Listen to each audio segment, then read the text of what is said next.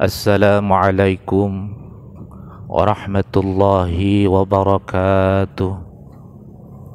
Alhamdulillah, wassalatu wassalamu ala rasulillah, sayyidina wa habibina wa syafi'ina wa qurrati a'yunina Muhammadin ibni Abdillah sallallahu alaihi wasallam. Hadratal muhtaramin, para alim, para ulama, para kiai, para habaib, para ustadz, ustadzah, para pecinta kedamaian, penyebar kebaikan, para sufi, hadirin rahimakumullah. Alhamdulillah, kita akan menjelaskan perjalanan seorang sufi, cara membersihkan jiwanya dan cara membersihkan hatinya agar supaya dekat kepada Tuhan Sang Pencipta. Hadirin wal hadirat rahimakumullah, tidak asing dalam telinga kita Ibnu Athaillah pernah mengatakan, berpikir itu adalah perjalanan hati di dalam semua lapangan kehidupan makhluk. Berpikir itu pelita yang hidup di dalam hati manusia. Ia merupakan jalannya perasaan yang dikirimkan melalui otak untuk dilaksanakan oleh anggota badan dan panca indera. Hamba Allah yang suka berpikir akan kehidupan rohaniyah, menyegarkan otaknya, menyegarkan pelaksanaan ibadahnya. Oleh karena itu, Islam sangat menganjurkan mempergunakan akal pikiran untuk menganalisa, meneliti semua makhluk dan alam semesta yang telah diciptakan oleh Allah Subhanahu wa Ta'ala, agar iman dan keyakinan makin hidup dan makin meningkat kualitas keimanannya, ketakwaannya, dengan berpikir atas berbagai ciptaan-ciptaan Tuhan. Saat melihat semua alam dan ciptaannya yang ditangkap oleh penglihatan, diproses di dalam alam pikiran, dirasakan kebesarannya dalam hati sebagai anugerah Tuhan yang perlu dimanfaatkan sebagai ibadah. Berpikir yang dianjurkan Allah kepada makhluknya ialah memperhatikan kebesaran kekuasaan Tuhan yang telah dijilmakan pada makhluk yang diciptakannya di alam semesta ini. Semua yang ada di dalam semesta ini adalah tanda-tanda kekuasaannya bagi orang yang mau berpikir. Sebagaimana yang telah tersirat dalam Al-Quran, sesungguhnya dalam penciptaan langit dan bumi dan silih bergantinya malam dan siang, terdapat tanda-tanda bagi orang-orang yang berakal, yaitu orang-orang yang mengingat Allah sambil berdiri, sambil duduk, atau dalam keadaan berbaring, dan mereka memikirkan tentang penciptaan langit dan bumi seraya berkata, ya Tuhan kami, tiadalah Engkau menciptakan ini semua dengan sia-sia. Maha suci Engkau, wahai Tuhan, maka perihalalah kami dari siksa neraka. Rasulullah melihat sesuatu kaum, maka ditanya, mengapa kamu? Jawab mereka, kami sedang memikirkan zat Allah. Maka Nabi bersabda, berpikirlah, perhatikanlah makhluk Allah dan jangan memikirkan zat Allah, maka sungguh kamu tidak dapat memperkirakannya atau menjangkaunya atau membatasi kebesarannya. Hadirin wal hadirat mustami'in rahimakumullah, Jadi kita dianugerahi dengan pikiran, otak kita, agar supaya menggunakannya dengan melihat, merasakan, berpikir atas berbagai ciptaan-ciptaan Tuhan yang terbentang di dunia ini. Menghidupkan pikiran untuk memikirkan, menganalisa, meneliti untuk mendapatkan keyakinan yang kokoh. Diwajibkan dalam melaksanakan amal ibadah dan membanggakan ilmu pengetahuan selama manusia masih mampu berpikir. Selama itu pula ia berkewajiban memikirkan semua ciptaan Allah dan mengambil manfaat bagi kehidupan manusia. Hadirin wal hadirat rahimakumullah.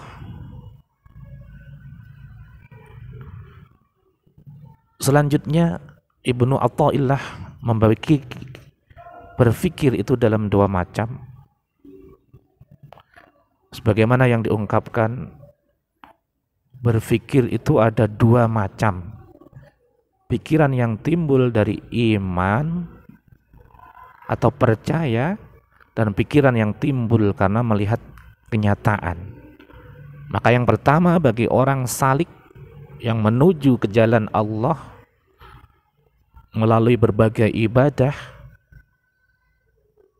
yang mengambil dalil adanya makhluk menunjukkan adanya Khalik, ialah mereka ahli i'tibar. Sedang yang kedua bagi mereka yang terbuka hijab hingga dapat melihat kenyataan dengan mata hatinya,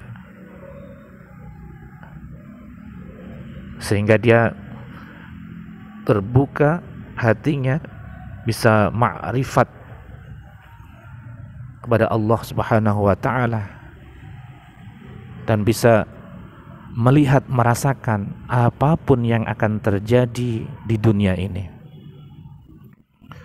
Hadirin rahimakumullah, sebagaimana kaum salih dan wali Allah yang terbiasa menjernihkan, membersihkan hatinya dari noda-noda dosa, dari maksiat-maksiat atau najis-najis yang tersimpan dalam hati. Ada yang memendekkan pandangannya hanya kepada Allah Subhanahu wa taala sebagai pencipta. Mereka tak perlu memandang jauh pada semua ciptaan Allah, hanya untuk mengenal siapa sang pencipta. Mereka mengenal Allah dan tenggelam dalam kesaksian, dalam kecintaan atas kehadiran Allah, atas kehadiran Tuhan, tanpa diperbantukan oleh ciptaan-ciptaan Allah. Yang mereka lihat dari ciptaan-ciptaan itu hanya betapa besar dan agungnya sifat wahdaniyah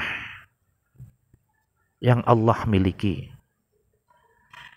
Sifat keesaan Tuhan, kesendirian Tuhan, tanpa perlu bantuan sebagaimana makhluk-makhluk yang ia ciptakan. Setiap melihat gunung, melihat langit, melihat bumi, hamparan laut, samudra yang luas, yang tampak hanyalah keagungan sang pencipta, yang tampak hanyalah anugerah Tuhan, yang tampak hanyalah kemahaesaan Tuhan. Beda halnya dengan kita kalangan awam yang belum bisa untuk membersihkan hati dan jiwa kita dari kotoran-kotoran sifat-sifat yang tercela, munafik, ghadab, suka marah, namimah, suka adu domba, di kelompok satu berbicara A, di kelompok dua berbicara B, ghibah, suka menceritakan aib-aib orang lain. Itu semuanya menyebabkan kita sulit untuk menembus hijab-hijab yang menutup hati kita menuju kepada Tuhan Sang Maha Pencipta. Mula-mula kita melihat ciptaan untuk mengetahui siapa penciptanya. Seolah-olah benda itu memang benar-benar ada. Padahal wujudnya hanya pantulan dari wujud hakiki Rabbi Qadil Jalil, Sang Pencipta, Sang Maha Kuasa, Sang Maha Perkasa, Sang Maha Tahu, Sang Maha Kekal, Sang Maha Kehendak, dan seterusnya. Lantas setelah mengamati benda-benda itu, kita terjebak dalam pertanyaan, siapakah yang menciptakan semua ini? Siapa pula yang telah mengatur semua ini? Sedemikian rapih, sedemikian indah, tidak saling tumpang tindih, tidak saling bertabrakan. Baru setelah itu kita sadar bahwa memang sudah semestinya semua ciptaan pasti ada yang menciptakan.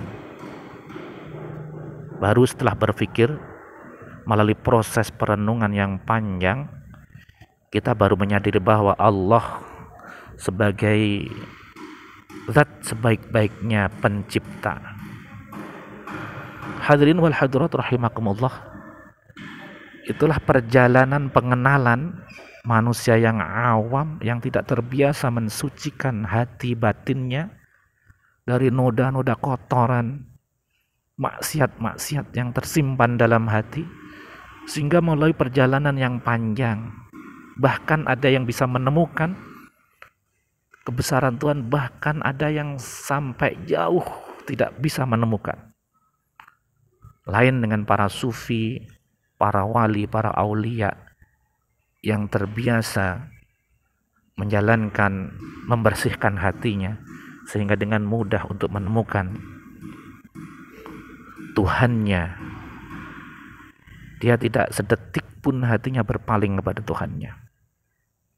Hadirin rahimakumullah, di hakikat yang maha pengasih hadir secara langsung laksana sinar matahari yang menerangi bumi ini. Namun kasihnya tidaklah berasal dari berbagai bentuk yang ada di muka bumi ini. Kasihnya melampaui setiap bentuk yang ada di bumi ini. Sebab hamparan bumi ini dan segala isinya tercipta sebagai perwujudan dari kasih sayangnya. Hadirin wal hadirat rahimakumullah, mudah-mudahan kita semuanya selaku manusia yang awam bisa menapak perilaku-perilaku para ulama-ulama sufi, ulama-ulama yang terbiasa mendekatkan dirinya kepada Tuhan, sehingga kita juga mampu mendekat kepada Tuhan.